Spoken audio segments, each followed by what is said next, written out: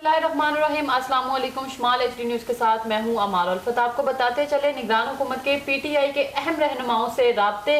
ज़राए के मुताबिक लेवल प्लेइंग फील्ड के लिए दूसरी जमातों के साथ साथ PTI के रहनुमाओं से भी बातचीत शुरू कर दी है।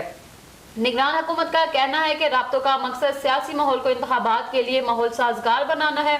चंद रोज पहले निगरान वज़ीर इत्तलात मुर्तज़ा सलूगी ने PTI के शफकत महमूद से मुलाकात की थी।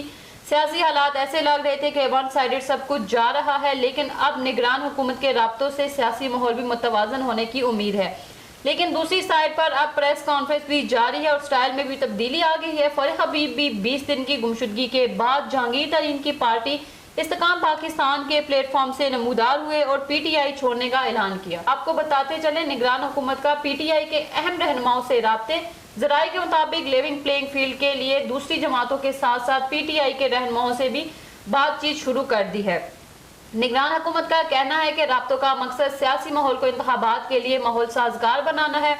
चंद रोज पहले निगरान वज़ीर इत्तलात मुर्तज़ा सलूगी ने PTI के शफकत महमूद से मुलाकात की थी। सियासी हालात ऐसे लग रहे थे कि वन साइडेड सब कुछ जा रहा है, लेकिन अब निगरान हुकूमत के राब्तों से सियासी माहौल भी मुतवाज़न होने की उम्मीद है।